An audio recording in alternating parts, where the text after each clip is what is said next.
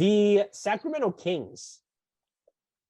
Well, My answer to them is just do fucking something.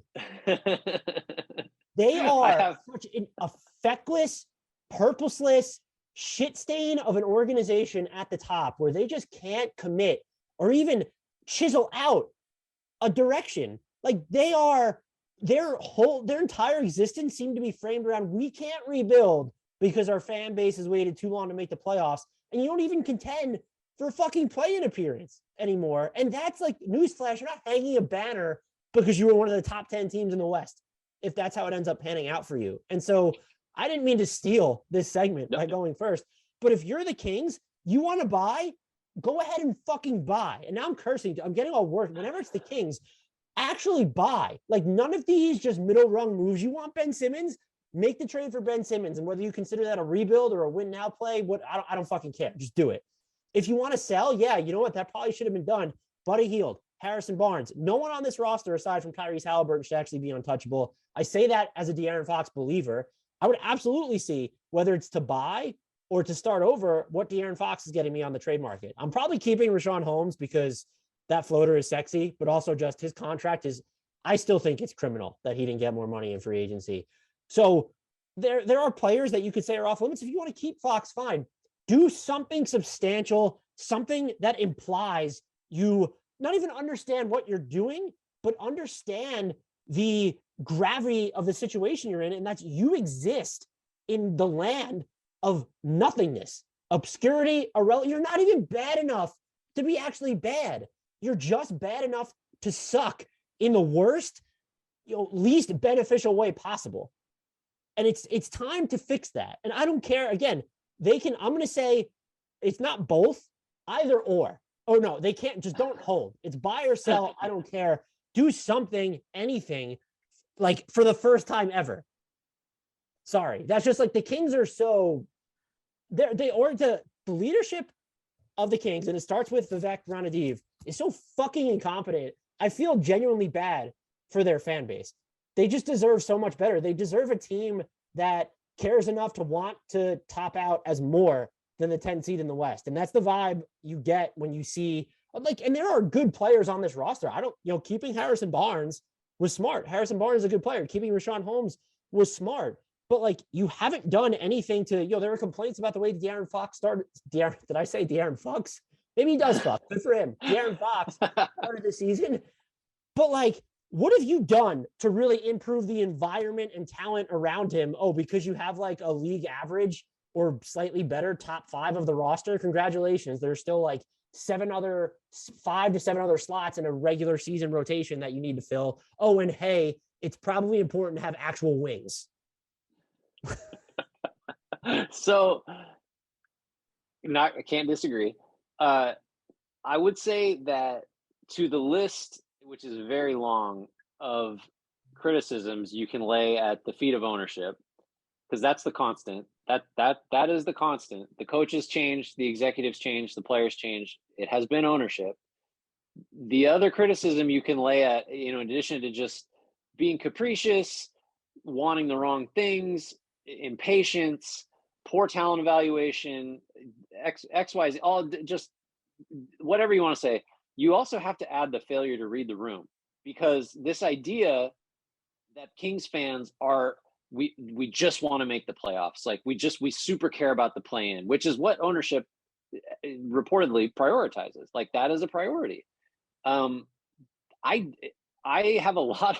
This is such a bad way to make an argument, but just anecdotally, the friends of mine that live in the area, I'm 40 minutes from Golden One, like right now, have been Kings fans for their whole life, basically are saying what you're saying. Like, so when I say, what do you want to do at the deadline? They'll just say something. They don't care. If it's Ben Simmons, great. If it costs us Fox, awesome. Haliburton, would like to keep him, but honestly, don't care. Like this just has to change. They don't care about the playoffs. They damn sure don't care about the play-in, because congratulations, if everything breaks right, you get swept in the first round. So that is, I don't think, and maybe we'll have people tell me I'm wrong, I really don't think that the Kings fans, like as a collective, give a shit about the playoffs or about like let's be respectable this year. And if any fan base has patience, it's this one. So if you're going to do a real rebuild, they can take it because at least there'll be a purpose. The problem, and like there, you just can't talk about the Kings without mentioning this. Like you can't gauge how, like De'Aaron Fox. I was going to ask you if the Sixers come to you and say Simmons for Fox straight up, like whether you do it or not, it raises the bigger question of like who's better. I don't know. And the reason I don't know is because De'Aaron Fox has played his whole career in Sacramento for 57 coaches, for suboptimal supporting casts. It's just like you can't gauge talent.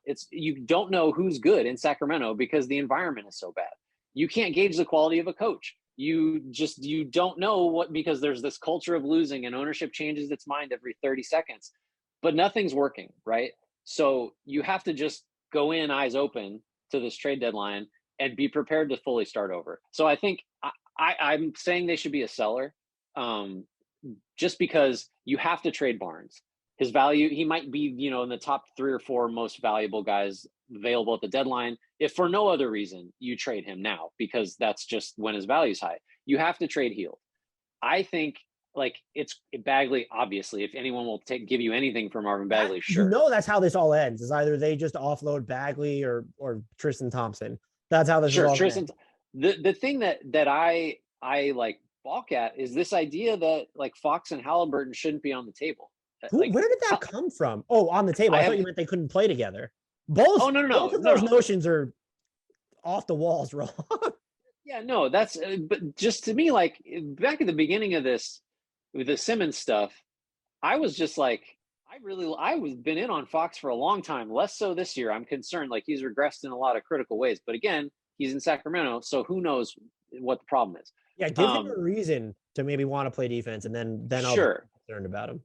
But this idea that like, oh, no, we're not trading Fox for Simmons. Like Simmons has been an all-star multiple times. He's an all defensive player. Like he's almost been defensive player of the year. Fox hasn't done anything, like nothing. And I don't know if he's even a full year younger. Granted, like Simmons presents all these fit issues, but I would argue so does a point guard who can't shoot. Like it's this idea that Fox, look, I guess I would say Fox's ceiling is higher than Simmons, if only because he has shot it well enough in the past and he has the tools to be like a normal good point guard, and his maybe an all-star. Mid-range game this year is still above average, just in terms of efficiency. So there are ways for him to get there. But this idea that like, oh, we can't trade Fox, especially now that you maxed him out. Like the value's gone now. Now it's, can he live up to that? It's like you're way past the point of we've got this guy with all this upside. Like he's a superstar money now. So he's not a superstar. So his value is down because of that. So it's a sell. It's a hard sell. It's trade everything you possibly can. I almost don't care like if you get fair value for any of this stuff. Like it just has to change. Even if they just exited the trade deadline with 2 fewer centers. Like sure. That shows they understand to get down to 11. Yeah, that'd be great. I think what you brought up is I viewed Harrison Barnes as sort of the harbinger for what they're willing to do, because I think whether they're buying or whether they're selling, he's the guy that gets moved.